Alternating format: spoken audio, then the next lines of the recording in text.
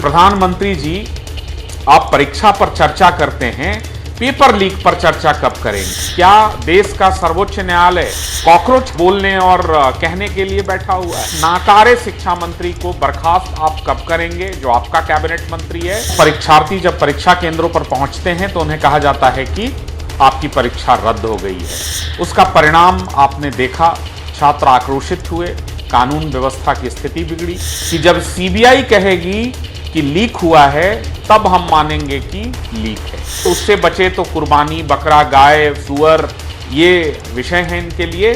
देश में मौसम का मिजाज बदला हुआ है, लेकिन एक और मौसम नया चल रहा है, वह है पेपर लीक का मौसम। नमस्कार, मैं सुमन हूं और आप लाइव सिटीज देख रहे हैं। आपने देखा होगा कि पिछले दिनों में, पिछले महीनों में किस तरह से पेपर लीक की जो समस्या है उसने सरकार की नींदें उड़ाई हुई है। चाहे बीपीएससी का मामला हो या आपने देखा होगा एईडीओ का एग्जाम हो, इसके बाद एसएससी का मामला हो, हर एक जगह पेपर लीक एक ऐसी समस्या बन जाती है जिससे एग्जाम रद्द हो जाता है। जब एग्जाम रद्द होता है तो सिर्फ परीक्षा ही रद्द नहीं होती है, बल्कि जो प्रतियोगी छात्र हैं, छात्राएं हैं, उनका मनोबल भी टूट जाता है। ऐसे में जनसुराज ने अब मोर्चा खोल दिया है। जनसुराज की ओर से प्रवक्ता कुमार सौरभ ने सीधे तौर पर सरकार से सवाल किया है कि परीक्षा पर तो चर्चा करते हैं, पेपर लीक पर कब चर्चा करेंगे मोदी जी? देश के प्रधानमंत्री नरेंद्र मोदी से साफ साफ पूछ लिया है कि आप पेपर लीक पर क्यों नहीं चर्चा कर रहे हैं? जो देश के शिक्षा मंत्री हैं धर्मेंद्र प्रधान, उन्हें अब तक अपने पद पर क्यों रखा गया है? आपको याद होगा कुछ दिन पहले सुप्रीम कोर्ट ने भी इस पर सवाल किया था। अब देखिए क्या कुछ कह रहे हैं जनसुराज के प्रवक्ता कुमार सौरभ। देश के सामने सबसे बड़ा सवाल अब ये है कि क्या हमारे देश में अब कोई भी परीक्षा सही ढंग से करवा पाने में हम सक्षम हैं? क्या जिस प्रकार से जो एजेंसियां इन परीक्षाओं को करा रही हैं वो सक्षम हैं? अभी अभी संपन्न एसएससी जीडी की परीक्षा में बिहार और उत्तर प्रदेश के छात्रों को बुलाया गया। जहां 200 छात्रों के बैठने की व्यवस्था थी, वहां 400, 500, 600 छात्रों को बुलवा लिया गया। इस भीषण तपती गर्मी में वो परीक्षार्थी जब परीक्षा केंद्रों पर पहुंचते हैं तो उन्हें कहा जाता है कि आपकी परीक्षा रद्द हो गई है। उसका परिणाम आपने देखा, छात्र आक्रोशित हुए, कानून व्यवस्था की स्थिति बिगड़ी और एक अराजकता का वातावरण पूरे देश में नजर आ रहा है। युवाओं में जिस प्रकार का आक्रोश है वो साफ तौर पर देखा जा सकता है। अभी अभी संपन्न सीबीएसई की परीक्षाओं में जिस प्रकार की गलतियां और जिस प्रकार की गड़बड़ियां सामने उजागर हुई हैं, और सबसे बड़ी बात है कि इन गलतियों को लेकर जब कोई बच्चा सामने आता है तो इस देश के राष्ट्रीय चैनल का पत्रकार और अलग अलग प्रकार के लोग उन बच्चों को पाकिस्तानी और पता नहीं क्या क्या कह जाते हैं। उस बच्चे के बारे में सोचिए जिसने कितनी हिम्मत करके अपनी बात रखी और आज ये साबित हुआ कि उसके साथ गड़बड़ी हुई। उसके परीक्षा का पहला पेज, उसके आंसर शीट का पहला पेज उसका था और बाकी के पेज किसी और के थे।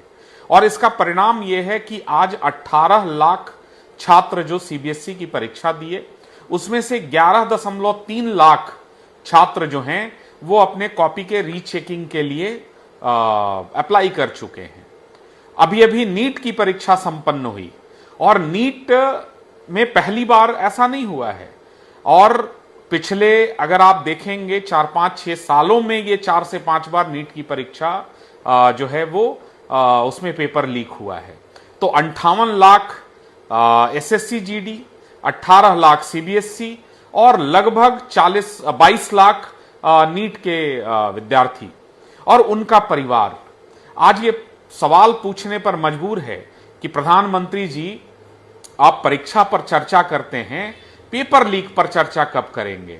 और ऐसी क्या मजबूरी है कि अभी तक आपका शिक्षा मंत्री जो है वो पद पर बने हुए हैं?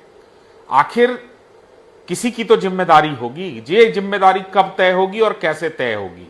एनटीए और शिक्षा मंत्री और पूरा शिक्षा मंत्रालय पहले तो ये मान ही नहीं रहा था कि ऐसी कोई लीक हुई है।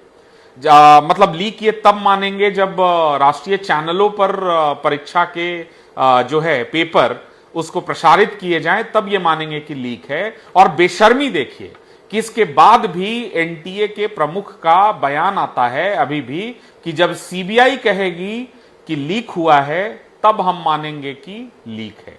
और इस देश के बड़े सम्मान से आज मुख्य न्यायाधीश महोदय से भी मैं पूछना चाहता हूं कि क्या अब न्यायालय सिर्फ ऑब्जर्वेशन देने के लिए बचा है? क्या अब न्यायालय सिर्फ टिप्पणियां करने के लिए बचा है? क्या देश का सर्वोच्च न्यायालय सिर्फ अब युवाओं को, ऐसे बेरोजगार युवाओं को, ऐसे पढ़ने लिखने वाले युवाओं को कॉकरोच बोलने और कहने के लिए बैठा हुआ है? तो यह प्रश्न अब देश के मुख्य न्यायाधीश से भी है कि पूरे देश में, चाहे वो सीबीएसई का विषय हो, नीट का विषय हो, एसएससी जीडी का विषय हो या अन्य परीक्षा की बात आप कर लें, तो क्यों नहीं आप इनको कॉकरोच कह रहे हैं? क्यों नहीं शिक्षा मंत्री को आप कॉकरोच कहते? क्यों नहीं इन अधिकारियों को कॉकरोच कहते?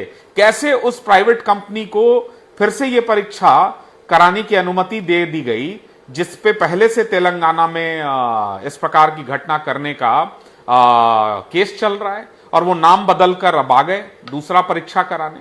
और इस देश की सरकार का, इस देश में किसी की कोई जवाबदेही नहीं है, कोई गिरफ्तार नहीं होगा। अशोक श्रीवास्तव जैसा दूरदर्शन का पत्रकार हमारे बेटों को, एक 15 वर्ष के बच्चे को, जब वो अपनी बात कहने सोशल मीडिया पर आया तो उसको पाकिस्तानी कह दिया जाता है। इस देश में सत्ता और सरकार से कोई भी प्रश्न पूछ लो तो आप पाकिस्तानी हैं, आप जॉर्ज सोरोस के एजेंट हैं, आप डीप स्टेट हैं।